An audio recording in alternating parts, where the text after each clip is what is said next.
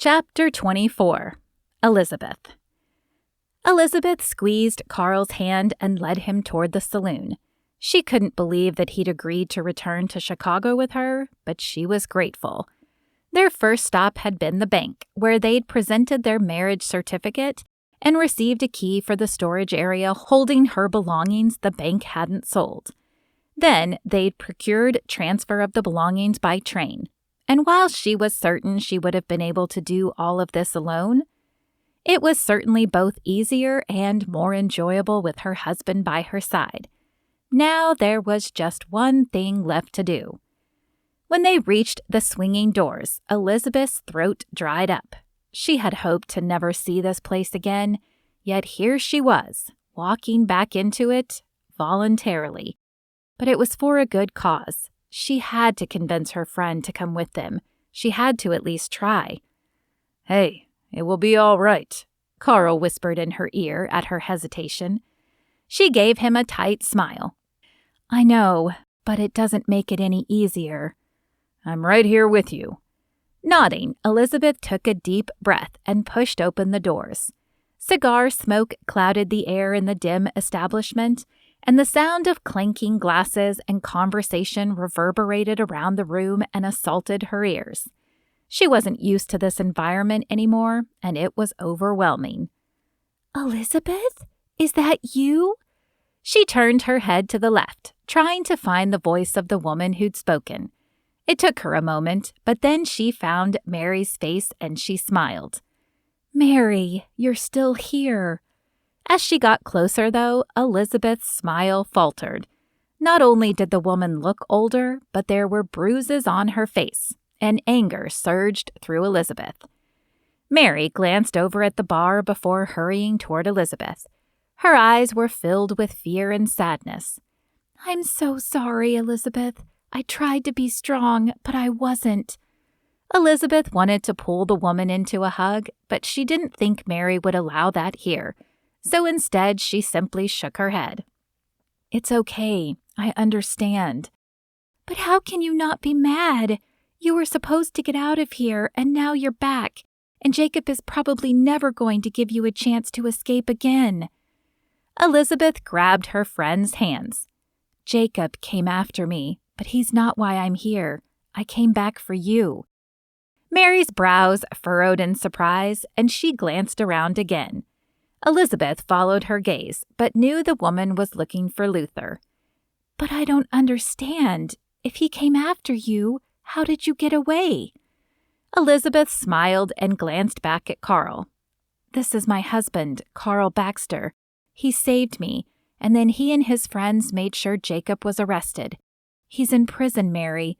He's not getting out anytime soon. I know you said you couldn't leave here, but this is no place for you." She squeezed Mary's hands. "Come back with us. Come to Sage Creek. I have a dress shop that I'm opening and a job for you. You won't have to do saloon work any longer."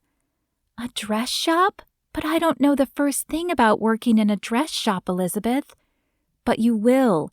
You sew and you're a quick learner. I know it. Please, Mary, I can't bear the thought of leaving you here." Mary chewed on her lip and glanced over at the bar again. "You're sure Jacob is in prison?" "Yes, ma'am," Carl said, stepping toward them. "He's in the Huntsville prison and won't be getting out any time soon." "But what about a place to live?" She dropped her eyes, humiliation covering her face. "I don't have much money saved up."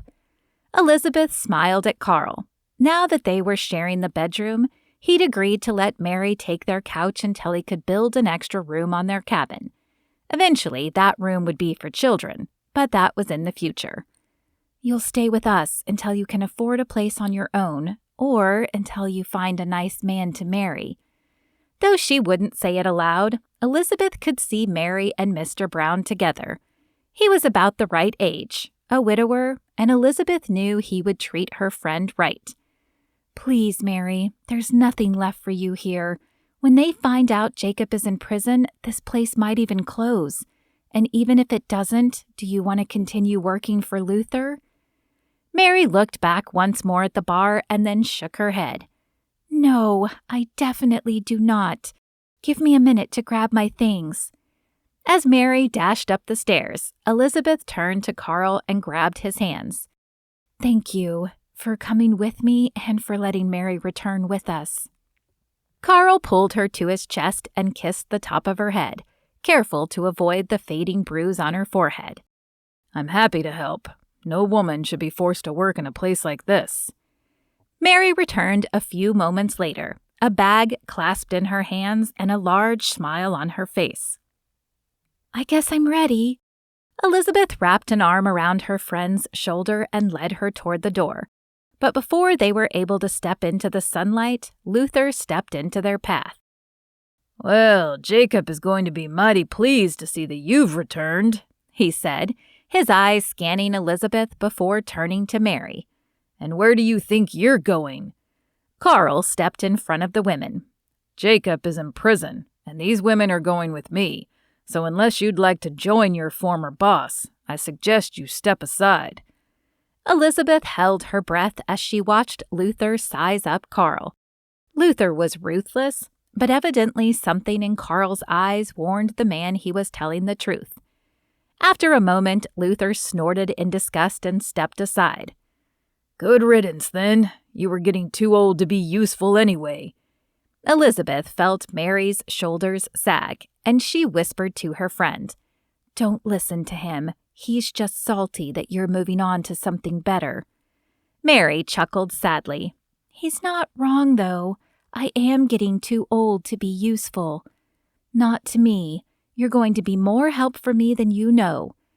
Elizabeth had only picked up one other client besides Emma, but she had faith that more would come and that God would provide.